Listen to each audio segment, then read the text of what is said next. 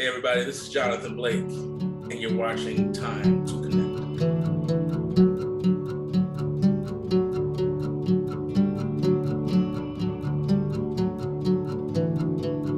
Johnathan Blake, hey man, thank you so much for taking the time to connect. It's a real honor, and Oh, John, my pleasure, man. How you doing? I'm doing great. Looking forward to talking to you. I've told you in our correspondence that I'm really knocked out with your new record. I'm gonna still call it new. It came out less than a year ago, Homeward Bound, and I actually wore this shirt in honor of the fact that it's your first record as a leader on Blue Note. Congratulations Yeah, on that, man. thank you, man. Thank you. Yeah, it was a really beautiful project to do, and those are some of my best friends on the record. We've grown together musically, and some of them I've known for over 20 years. So it Wow. was just a joy to come together and make music. Right on. Yeah, I definitely want to ask you about Pentad and how that came together and what's possibly in the future there for you as well as that ensemble. Before we get started, Jonathan, one of the things we probably should do, we're recording this on Sunday, August 14th, and if I'm not mistaken, you have your final show tonight with a Village Vanguard run that was supposed to be with Bill Frisell. Yeah, yeah. And we got the news that Bill is down with COVID and had to cancel this last week. And I got the news yesterday that he's canceling the shows he had coming this week too. So we should definitely wish Bill well, a speedy recovery. Yeah, definitely, man. I definitely want to wish him a speedy recovery and hope that he's moving in the right direction. I talked to him, I guess this was yesterday, and he was saying he was feeling a little better. But I think with this virus, it kind of goes in spurts. So I think later on he wasn't feeling as hot. So I think that might be the reason that he chose to kind of lay low for the next week. But I'm hoping that he'll get better soon, and I know he will. Yeah. He's resilient, and we're going to continue in his in his honor. And just Absolutely. And of course, I'm sure you know that the substitute for this week is David Virelles, which who was on your Homeward Bound record. Do you go very far back with him as well? We do. We started playing together in Ravi Coltrane's group, along with Dezron Douglas, who's on bass on the record.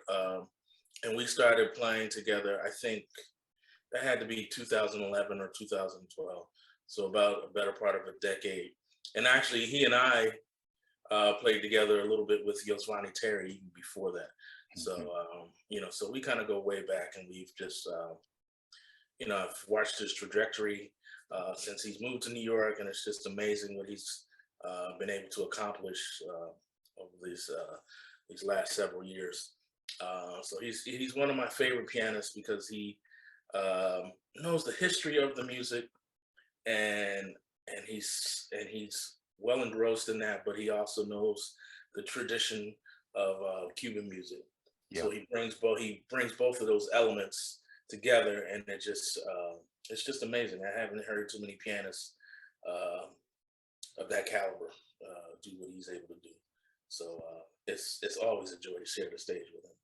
Yeah, man, I'm really looking forward to it. I had tickets for both Friday and Saturday night for the Frizzell 5 show, which was going to be really fascinating. But hey, I'm still coming and looking forward to Virelles, and we'll catch Bill another time for sure. So one of the things I wanted to ask you, I want to ask you a little bit about you, what life was like growing up in Philly, and your past musically, and how you got to where you are today. But let's talk just a little bit first about this record, Homeward Bound. It's such a great record. I can't stop spinning it. And Man, thank you. one of the things that happens for me is I get to the end of it and I just want to go back to the beginning again. And I wanted to ask you about one thing that maybe I'm imposing, maybe I'm imagining this, but it seems to me that with the title track, which comes after a short, really cool drum intro, the last tune is a cover of the Joe Jackson song "Stepping Out," right? Am I imagining it, or does Virelles during that title track, play a little figure that it echoes the melody of Stepping Out. On Homeward Bound, the track on Yeah. Homeward, he does. Yeah, he caught that. He caught that. Yeah. Yeah. And Okay. so that's so cool, because then when you get to that last track, it feels like it's coming full circle. And Yeah. yeah. I mean, the record in general is celebrating the life and legacy um, of some, dearly departed people who were taken from us way too soon, namely Anna Marquise Yes. Green, who was the daughter of Jimmy and Nelba Green, and she unfortunately was taken from us in the Sandy Hook school massacre. And when I first started working with Tom Harrell several years ago, Jimmy Green was still in the playing tenor in that band. Mm. So, and I remember very vividly them make an announcement that they were having a daughter. They made a post and sent. Well, actually, it was more of like they sent an email to a bunch of their close friends, and I received that email. So, in a way, it was like when she was taken from Jimmy, and of course everybody who was lucky enough to know her. It just felt like part of me was taken too, because especially as a parent of two kids, I can't imagine having to say goodbye to my kids before they could say goodbye to me. So so that really stuck with me, and I wrote that song not too long after she had been taken, and I just wanted to honor her, and so with their blessing, with Jimmy and Nelba and Isaiah's blessing, I was able to dedicate the record to her. And it's like, it's not supposed to be anything somber. It's just for me a way to celebrate the person she was. She was such a, high on life, and she was such a such a beautiful spirit.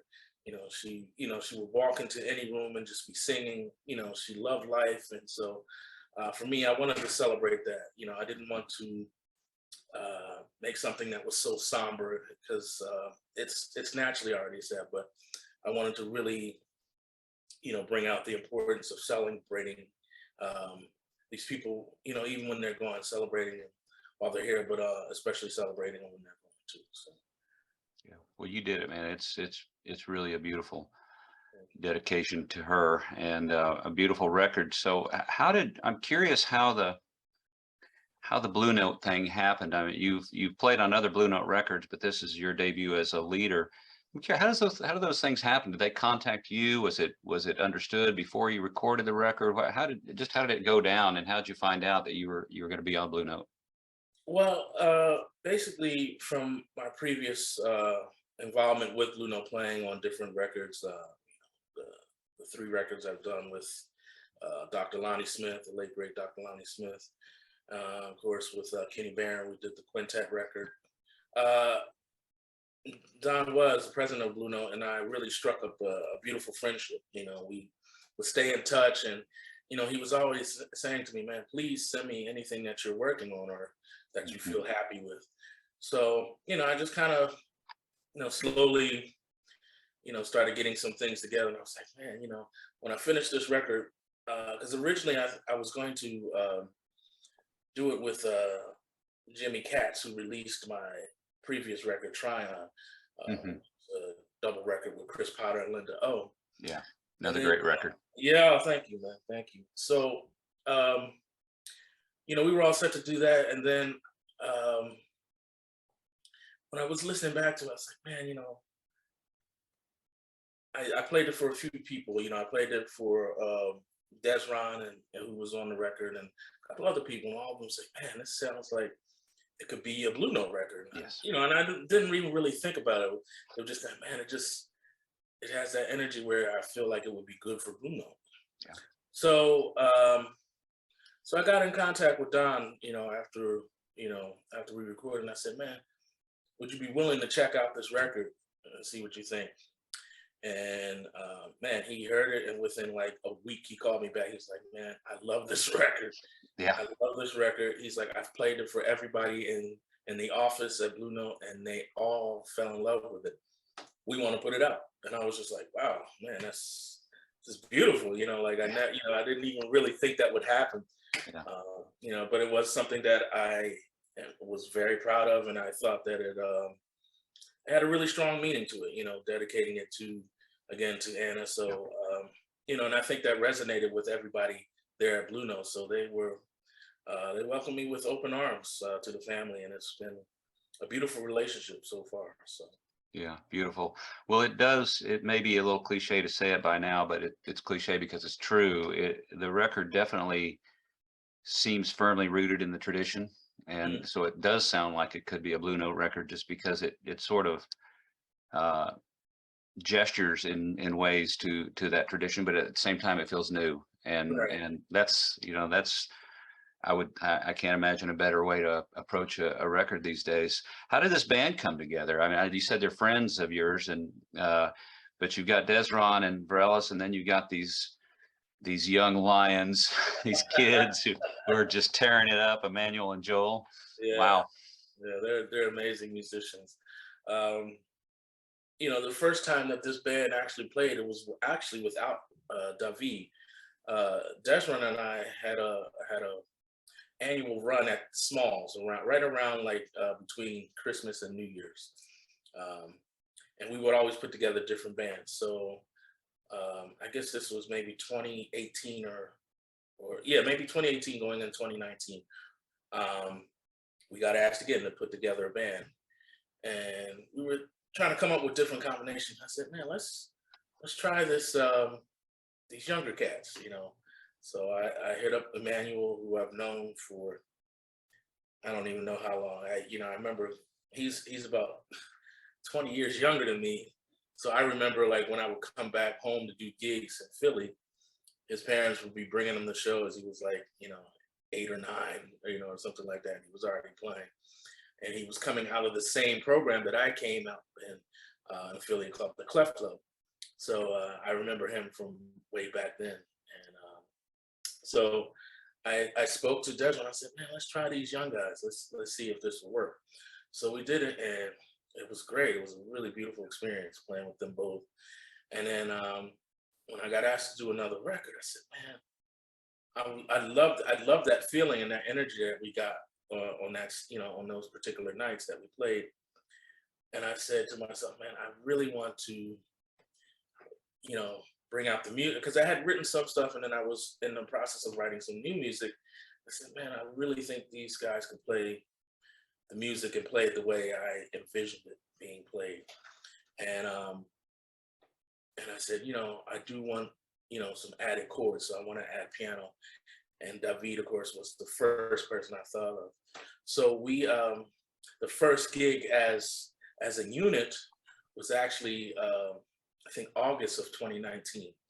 I brought the band to the gallery for a couple nights, and people loved it.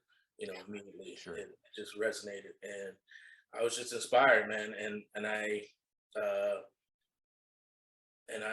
think later that year I got approached by the Vanguard to bring in a band for the very first time, and originally they kind of wanted me to maybe do a different band, maybe with more like high profile artists, like name wise. And I said, man, I really have this band that I think you guys would like. And when I told them who it was, they were very receptive. So I brought that band in, brought in Pentad into the Vanguard, and it was a really major success. And then I decided, okay, we got to record right after that, because the music was like, it was such on a high level. Everybody really internalized the music, and it just was like, it just felt effortless, like there was no kind of like, ego involved or anything. It just felt very easy to play the music. So the following week after the Vanguard, we went right into the studio. And I think that, go ahead. Did I hear you in another interview say that you have another record in the can with these guys? We do, yeah. We have another record, and I think it should be coming out later this year or possibly early next year.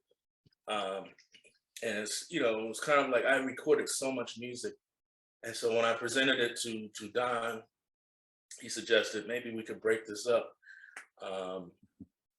when I thought about it, I was like, man, that makes so much sense because even though I envisioned it as one whole complete record, um, I did notice like how when I separated, I was like, man, no, these are two separate records, um, but they're in harmony with one another. So the second record, um, which is tentatively called Passage, is actually a dedication to my father and and all the words of wisdom that he passed down through me, coming up.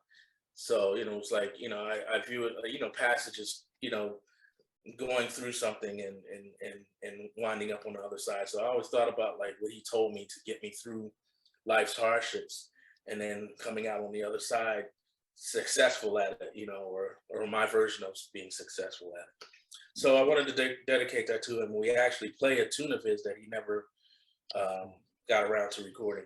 So and the tune is called Passage. So That's great. That's great. Yeah. Sure, looking forward to that. And speaking of your father, and you mentioned earlier that when you go back to Philly, Immanuel's parents would bring him out. So when you were a kid, you had a jazz violinist for a father, and you got to hang out with some pretty amazing people when you were just a little tyke. Somebody had brought you up on stage and sat you down next to his drums. Who was that? That was the great Elvin Jones. Amazing. Yeah, I met him when I was about 15, I think, maybe 14. And wow. My father had brought me up to Blue Note on the weekend. He was playing opposite of Elvin Jones with Steve Turre's sextet. And that was just an unforgettable week because the drummer in Steve Turre's sextet was the great Ben Riley. So getting to see him on the weekend, and then of course seeing my hero Elvin. Yeah. So I remember that day like it was yesterday. My dad brought me up, knocked on the door of the dressing room, and Elvin immediately like, "Come here!" It was just like this big bear hug. And then and then he's like, I walked with him downstairs. He's like, "Man, sit there," and he sat me on his anvil case for his hardware. It was like one of those bags hard case that had like had wheels. And he just sat me there. So for the whole set, I got to watch him. It had to be. I'm just curious. Was there ever any doubt that music was going to be your life? I mean, the way I know you got a violin early, and your parents made you, when you wanted to play drums, they made you go to piano first, and then you finally ended up on drums. And having growing up around that environment, was there any doubt? Did you ever have any moments where you thought, well, I wonder what I'm going to do with my life, or was it always going to be that music's going to be my life? I think early on there was some other interests, sports, and I love basketball. I knew I wasn't going to be that tall, but one could hope. And I was always fascinated about like the inner workings of computers. So I thought for a while maybe in being a computer technician, but that quickly subsided. So I would say probably around by middle school, like by 7th, 8th grade, before I got to high school, I knew like, okay, this is what I want to do. And I think partly because around that time, I started playing in a youth ensemble outside of school. And there were all these, preteens and teenage kids my age who were doing the same thing that I was doing, and checking out all the different types of music, and, we were trading CDs. So I think when you find somebody, people that are doing the same thing you're doing, especially at an early age like that, you really become inspired. Because I feel like, even though I was so into hip hop and R&B, and still to this day, sometimes you can feel like an outsider when you're at school and people are talking about the new Dr. Dre, and you're like talking about Thelonious Monk and John Coltrane. You know what I mean? So yeah. So to have that that sanctuary, so to speak, with Lovett Hines, who was my teacher, and Christian McBride's teacher, and Jaleel Shaw and Joey DeFrancesco, and the Landon brothers, Rob and Byron. to be, to be around people who were my age and who were into the same thing. It really inspired me. And so by that point I knew, okay, yeah, this is what I want to do with my life. Yeah. Yeah. Beautiful. And then Beautiful. also just my father, exposing myself and my sisters. I have two younger sisters, exposing us to all types of music at a very young age. I think that also inspired me. My father was always big with about family traveling and trying to get us to travel with him. So I always loved going to concerts and either watching him play or just, going to other concerts with my parents. So I think that also definitely inspired me to do what I want, to do what I'm doing now. Yeah, if my dad had played with McCoy Tyner, I think I probably life would have been a little different for me too. That's really pretty amazing. So I'm guessing being from Philly Joe is also probably influential on your drumming. Yeah, I met him when I was 2 years old. Yeah. Well before I was playing drums. I met him a couple times, but he also played with a bunch of musicians that I grew up knowing. Sid Simmons, who was a great pianist from Philly, who he and my father worked together with Grover Washington's band. So so he was definitely an influential drummer. Still is. I mean, he still does some things. I will go back and listen to some stuff with him and Miles, and I'm like, unbelievable. It still sounds fresh today. Yeah. But there were a bunch of other musicians who I actually got to study with and be around that were very influential and very generous with their time. People like the great Mickey Roker, Bobby Dorham, who was another great drummer in Philly, and also Edgar Bateman. Those were like three of the drummers who were still actively playing when I was coming up. And they were so generous, and they would take you under your wing, took me under their wing, and really showed me the ropes. So those were some of the drummers that I was really influenced by early on. And they were still actively working, in the city. They would be up in New York, and then, beginning of the week, they'd be down in Philly playing at Ortlieb's Jazz House. So it was really great to see them, and be exposed to that at, 14, 15 years old. Incredible. I was telling somebody yesterday, I got to play a lot with, organists like Shirley Scott and also Trudy Pitts. And I remember sometimes going down to Ortlieb's, and if Mickey didn't feel like playing the third set because he wanted to relax or, chill or drink or get something to eat, he was like, he never called me Jonathan. He always say, Little Blake, get up on the stage. You know what I mean? So it was kind of like baptism by fire type of thing, trial by fire. And I just enjoyed it, man. I loved every bit of it. It was, learning on the job, so I was very grateful that, that these amazing artists were willing to take the time to show me the ropes. Right on. Well, you've played with a lot of greats for sure. I mean, we could list some of them out: Ravi and Pharoah and Dr. Smith and, oh gosh, Kenny Barron, Roy Hargrove. The list goes on. But one question I like to ask my guests is, who is someone you've not played with that you would like to play with? And the rules of this game are you have to pick someone who's alive and playing now, because you can't pick Monk or Train or those guys. That would be too easy. But who's someone that you haven't shared a stage with or played with that you would like to? Well, there's a few of them. One of my favorites is probably surprising. It's not really a jazz artist, but her name is Rosa Passos, a great Brazilian singer. I love her. I love her sense of time. I love her compositions, and she's one of my favorites. I would love to work with her. Milton Nascimento, I would love to work with. And then, of course, like jazz, Wayne Shorter, who, well, I don't know if he's still playing now, but he's still alive. So, yeah. And he's still writing. So I would love to play with him, love to play with Herbie. Actually, a funny story. This week, we got this close. I got this close to almost playing with Ron Carter when we were looking for somebody to sub for Christian McBride, because he could only make Thursday, Friday. So yesterday he couldn't make.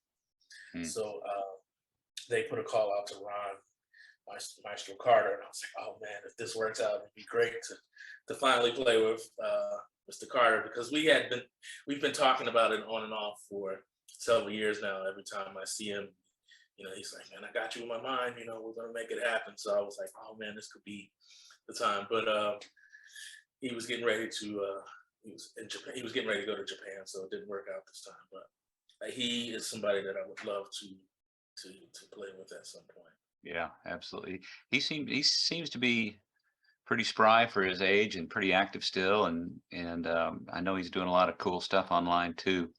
Another thing you have coming out is another record with Bill later this year. Is that right? With who's on that record? Greg Tardy and Gerald Clayton is playing piano. Yeah. And it was a beautiful record. It was simply titled 4. Yeah. And but it was just a beautiful experience. We got together once. He sent us a bunch of music, and some of it, actually quite a bit of it, was music he had never heard played and never played before himself. It was just stuff he was kind of writing during all those months off, and during the pandemic. So we finally got to get together. I guess he had this band in mind for a minute, and he approached me, and I said, of course, yes, I would love to do it. So we went into the studio for a couple of days, and really, I thought came out with the way it turned out was just really an amazing experience. It was really beautiful music, and it was nice to kind of just come to it with fresh ears and figure it out as we go along. It was like, maybe we can try this, and then we would do it, and it was magical.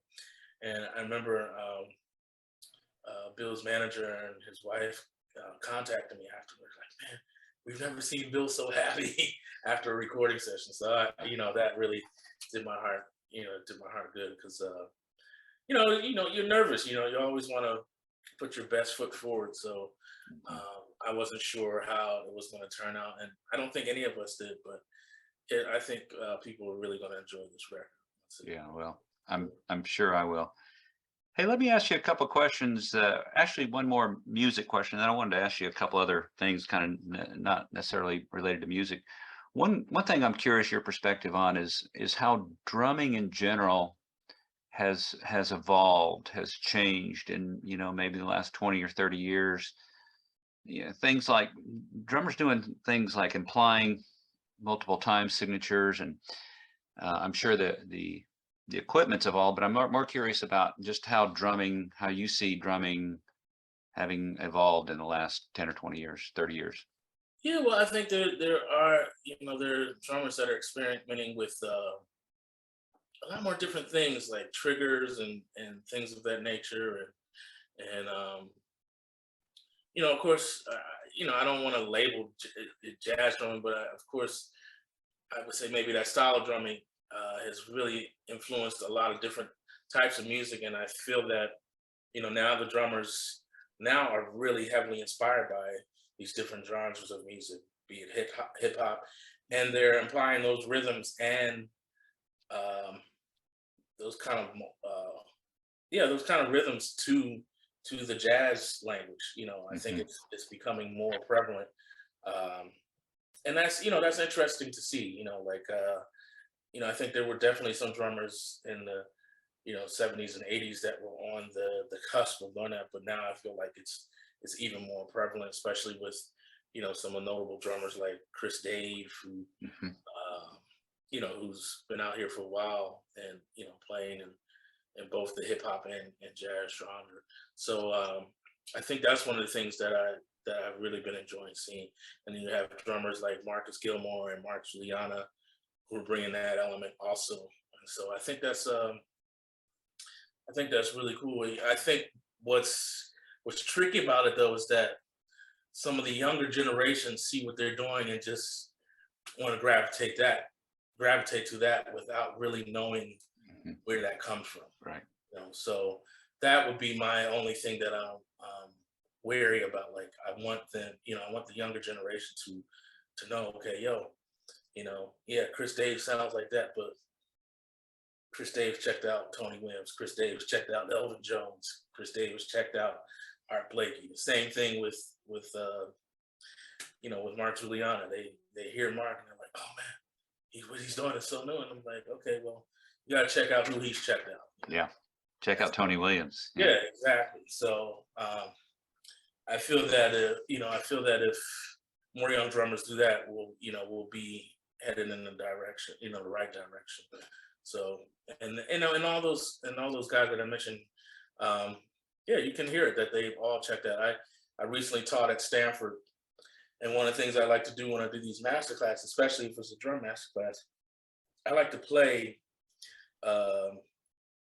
samples of like different young drummers, but like early on, and to see if these students can hear and guess who's playing. Oh, that's cool. And I got them all with with this one record that Chris Davis on. It was kind of an earlier record, and everybody thought it was Tony Williams. And I said, "Oh, this is Chris Davis," and they all flipped out. They were like, "What?" That's cool. Yeah, see, I was like, "You guys got to check out who he's checked out," and it does sound like Tony because that's who he was influenced by. So it's it's just interesting, and for me, I feel it is a responsibility on myself to really educate these younger generations so that they know the full spectrum of the drums. Yeah, right on. Right.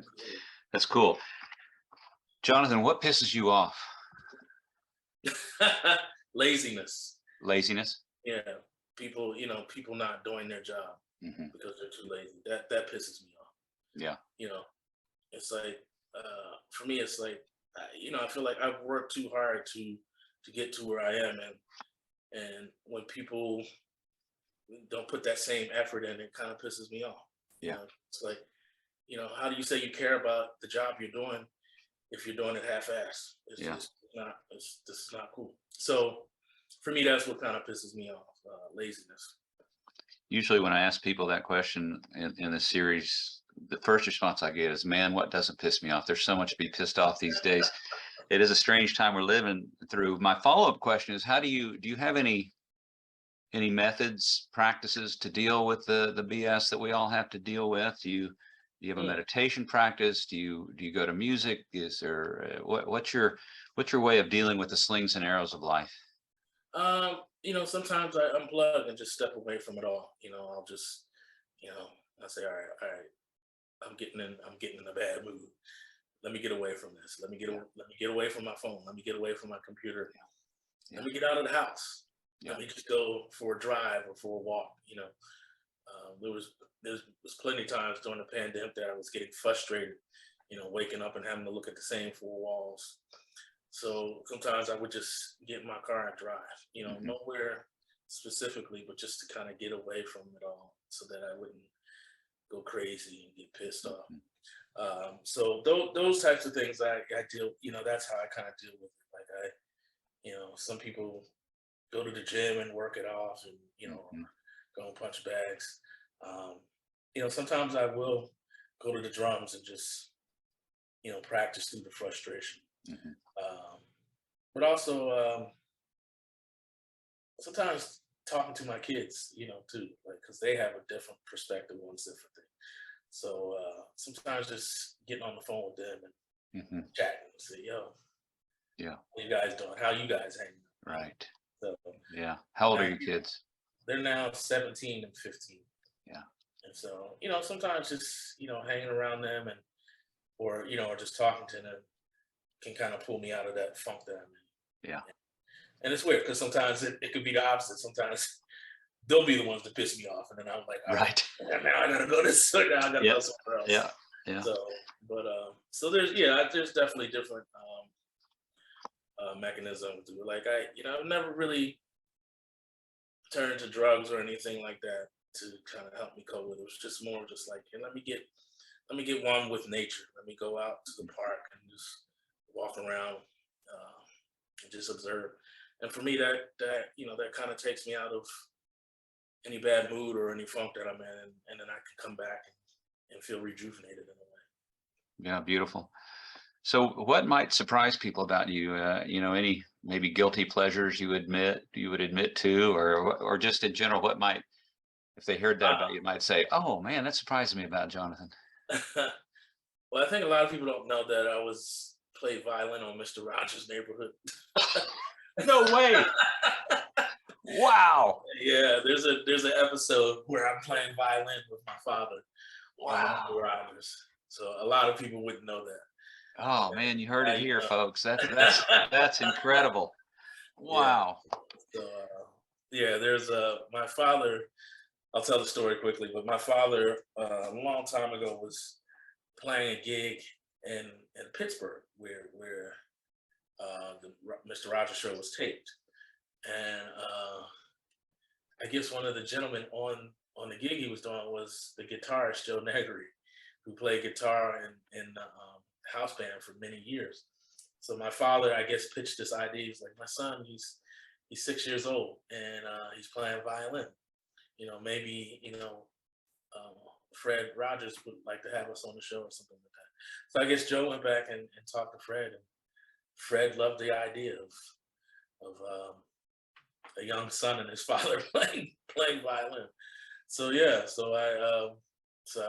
at 6 years old, he flew everybody out. He flew my mom, who was pregnant with my youngest sister, and then my sister right under me. She was about 3 years old. And my father, we all flew down to Pittsburgh and did a taping of the Mr. Rogers show.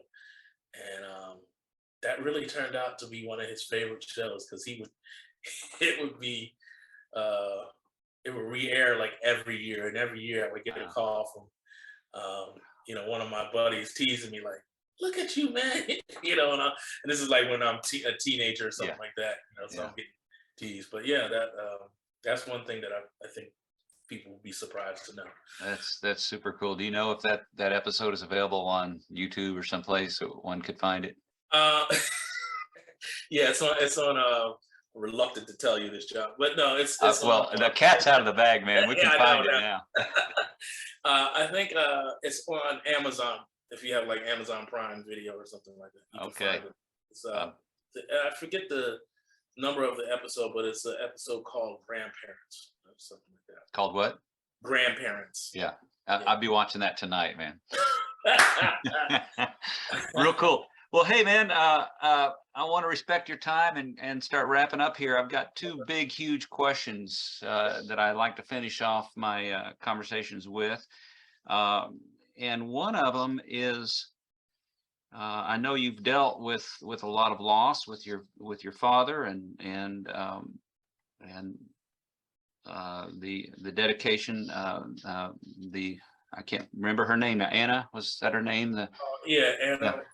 Anna Grace Marquise. And we all have, and we're all getting older, and we've dealt with the pandemic. So one thing that interests me is how people think about death, and just maybe be more specifically, do you have any concept of what happens when we die? Do you think about this at all? Do you have a notion? Do you have a faith? Do you have a spirituality? Do you have a philosophy? What happens when we die? I've been asked that question many times, and I feel that there's a few things. Like I do feel that that we kind of come back in different variations of ourselves. I think just the flesh dies, not the spirit. Mm-hmm. And I don't know, and the reason I feel that way is because, like, I know that, or I should say, I feel a lot of the elements and the spirits of the people who were close to me who passed on. Like, I always can, I always feel my father around me. So I feel that even though he's not physically here, spiritually I feel it. I feel it every day, and it's hard to kind of put into words like that, the feeling, but it's just something that I know. It's just something that I feel every day. I wake up and I say, "Oh yeah, he's right here," and it's gotten to the point where I don't even think about it as much because I just know it's just a feeling like he's with me every day. And the same thing goes for a lot of people that were close to me that we lost. I got really close. I've known him like all of my life, but Wallace Roney, when he passed away, I can still remember our last conversation. I drove him home after a gig, and we talked for a while. We just sat in the car in front of his house for a good hour, just talking about life and about music and how close he was to my father, and how he feels like he's my uncle. I consider him my uncle. We just talked about life in general. So there's, I feel his spirit too. Something will happen. I'm like, oh man, that's Wallace. And I don't even, I don't say anything to anybody, but I just feel it. So I do feel that they're, that even though these people aren't here physically, they're still here with us spiritually. And, and I like to think that they're in a better place. They're not suffering. I know watching my dad, have tubes and stuff all hooked up to him and being poked and prodded. I like to think that he's not feeling any pain and that he's up there looking over all of us and all of his family.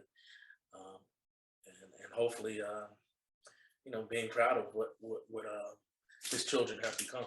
So. Yeah, I'm sure. No doubt about that, man. So last question. Yeah. When you are dead and gone, what do you hope people say about you? I hope they say that I brought joy to the world through my music and through my personality. I think that's the main thing. I just want to be remembered for that. I want people to know how much I love them, even if I didn't really know them well. But just, I want them to be able to feel the joy that I have when on the bandstand and even off the bandstand. So, I want people to remember the joy that I brought.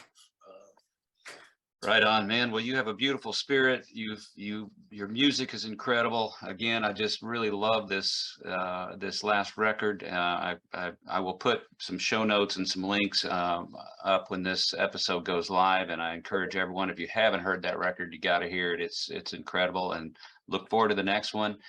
And hey, I hope our paths cross again. I hope so too, John. And it's an honor, man. Thank you very much for spending some time with me. Take care. You too, man. Bye-bye.